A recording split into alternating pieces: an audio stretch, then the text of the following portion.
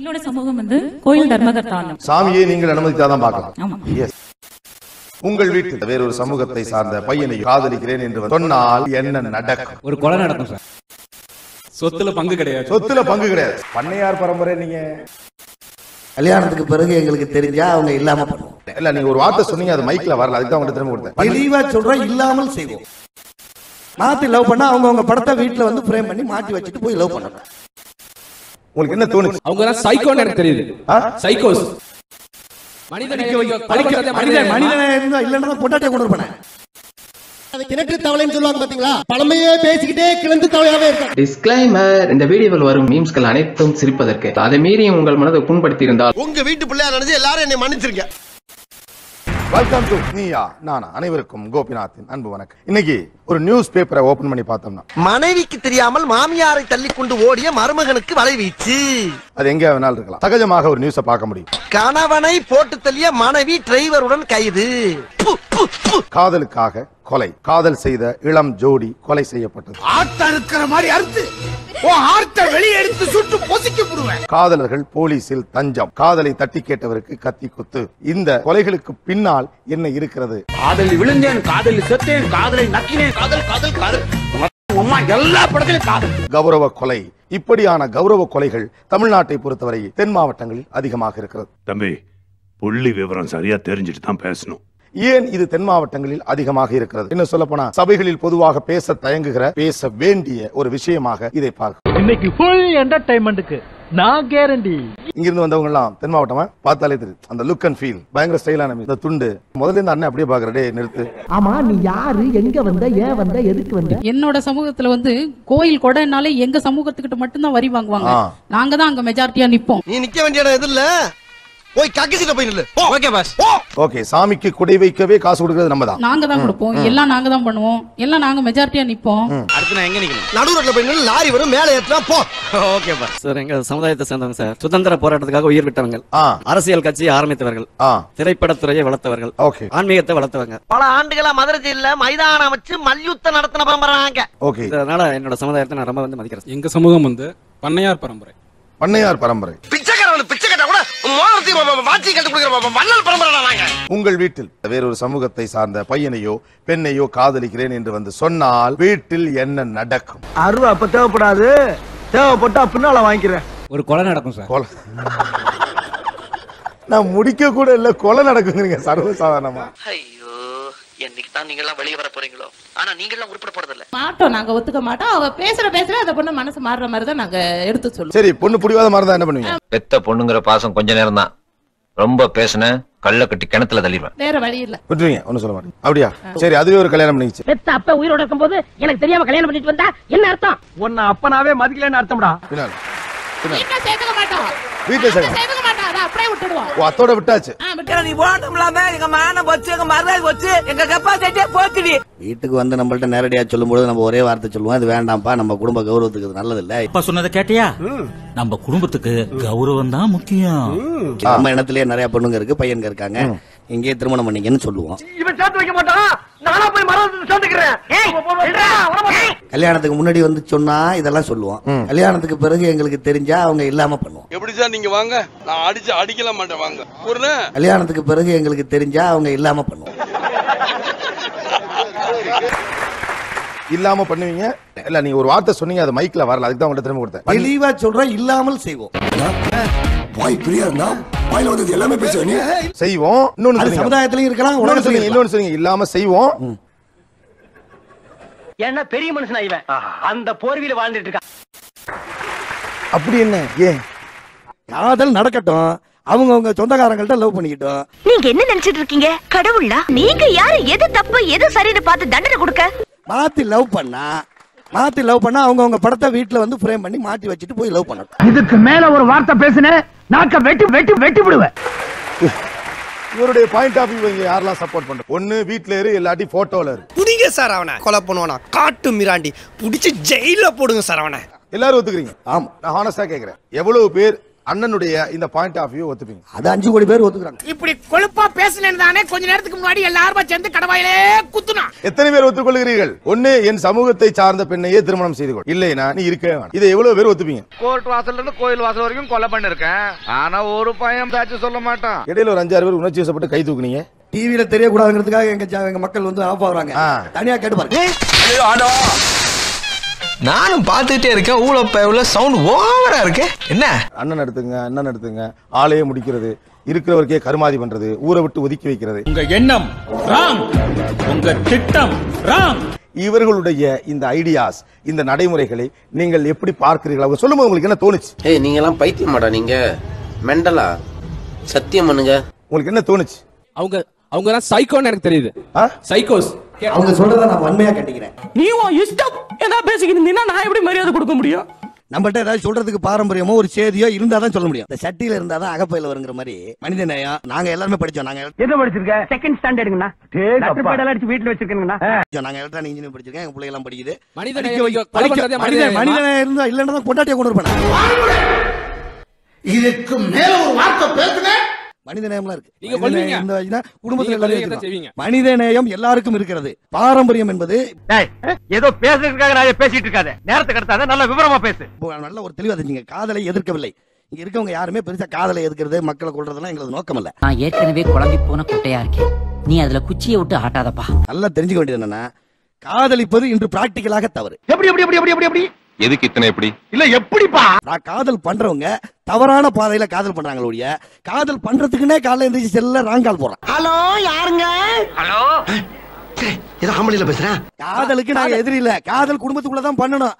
அதான் நாங்க சொல்றோம், வேற ஒண்ணும் இல்ல. மாமா பொண்ண லவ் பண்ண சொல்றோம். பொண்ணாடா பெத்து வச்சிருக்கிற தாயபாசு தாவணி கட்டின மாதிரி இருக்கு. இத பாரு, காதலிக்காம சாமியை கட்டி பிடிச்சி தூங்க சொல்ல, காதலிக்க வேணாம்னு சொல்ல. மாமா பொண்ண லவ் பண்ணு, அக்கா பொண்ண லவ் பண்ணு, கொஞ்சம் சொந்தக்காரன் தூரத்து சொந்தக்காரங்களை லவ் பண்ணு. கதையா சொல்லிட்டு கோரத்தை கொட்டாய் வருது. கண்டவங்கள லவ் பண்ணாத. நாளைக்கு உன்னை கூட்டி வித்துருவான். இந்த பொண்ணு பொடிஞ்சா கொண்டு பாம்பேல வித்தாலும் வித்துருவான். யாருன்னு தெரியாதவன கட்டிக்காத. ஆமா, நீ ரொம்ப நாங்க உங்க பாரம்பரியத்தை வந்து ரொம்ப மதிக்கிறோம். நீங்க எப்படி எங்க காதல மதிக்கிறீங்களோ அதே மாதிரி நாங்க உங்க பாரம்பரியத்தை காதல் என்ன காதல் தெரியல. செருப்பாலே அடிப்பண்டா.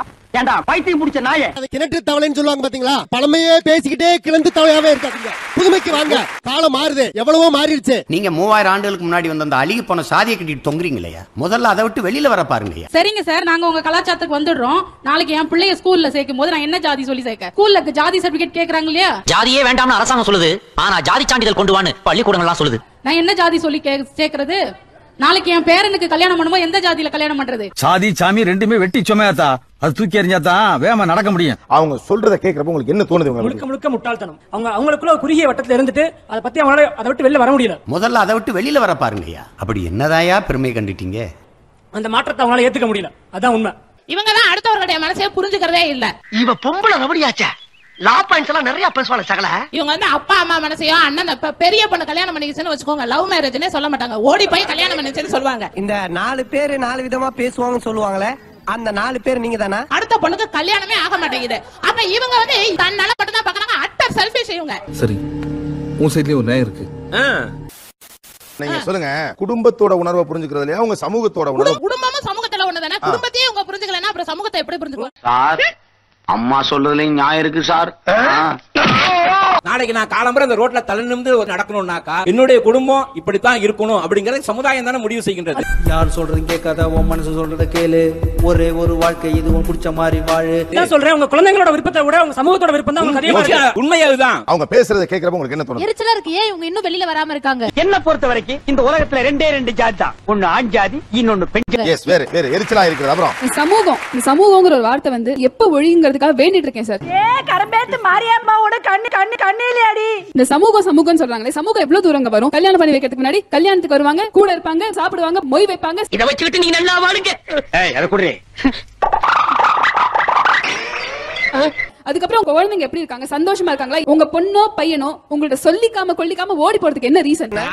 காரணம் நான் சொல்லவா?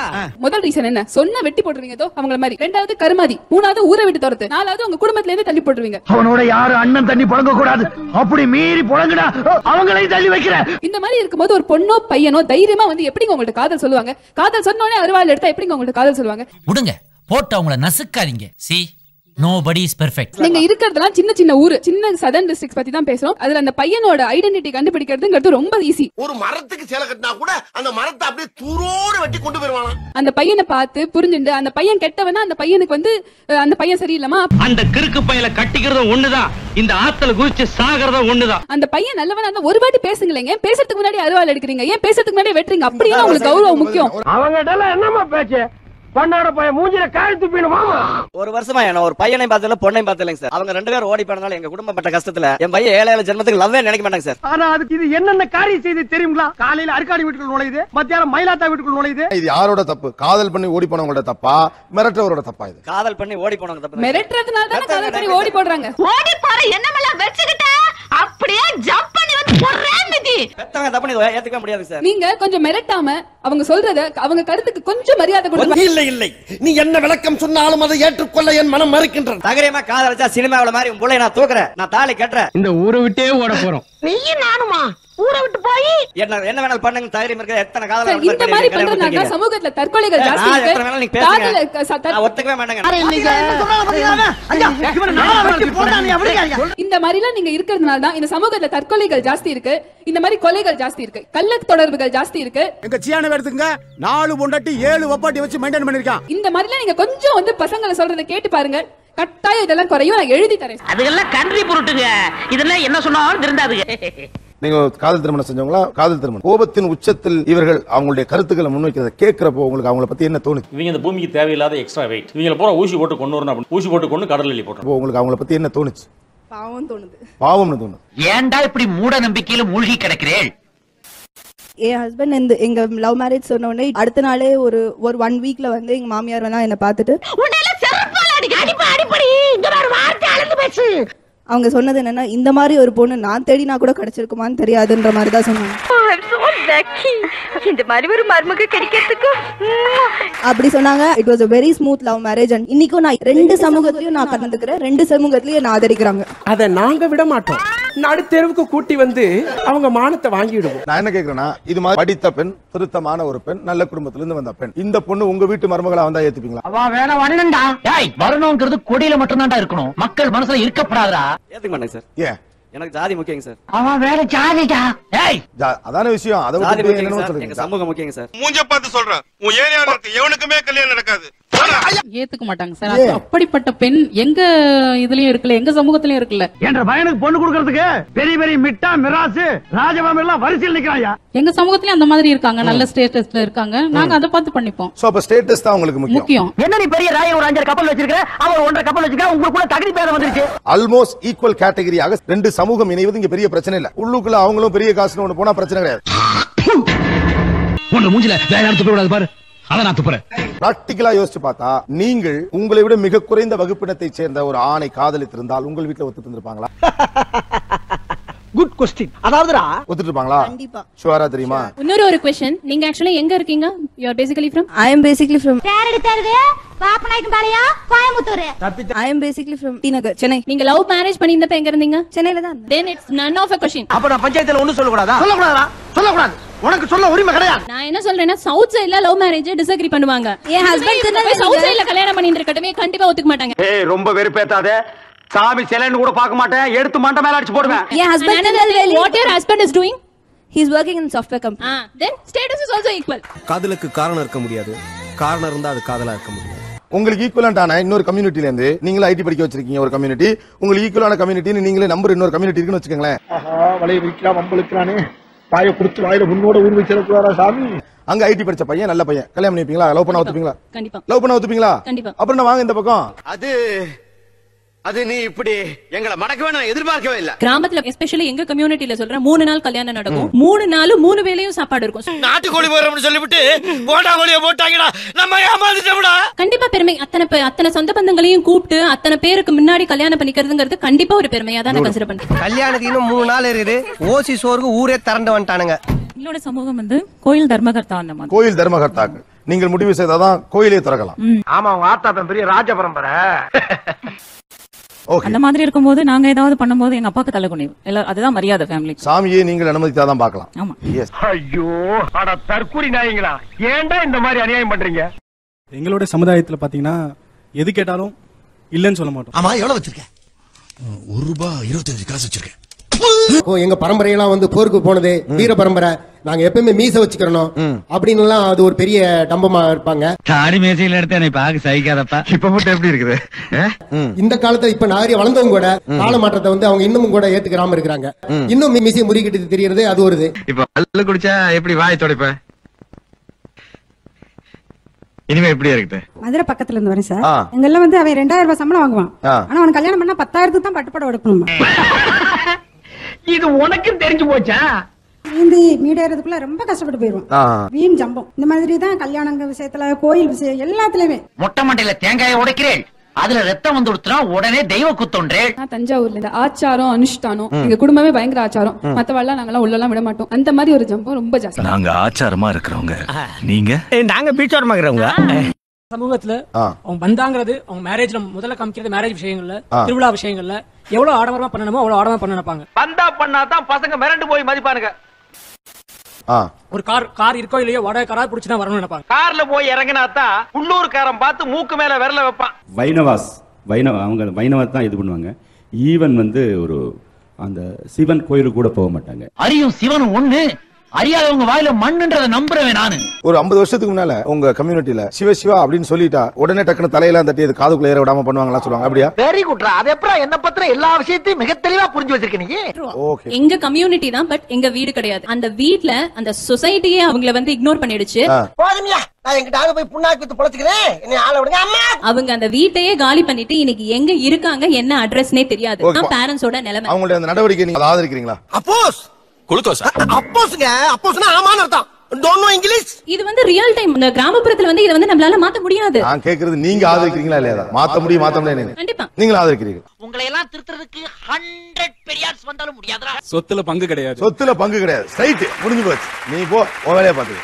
ஓகே. பண்ணையார் பரம்பரை நீங்க. ஏண்டா எங்களை இன்னமுமாடா நம்பிக்கிட்டு இருக்க?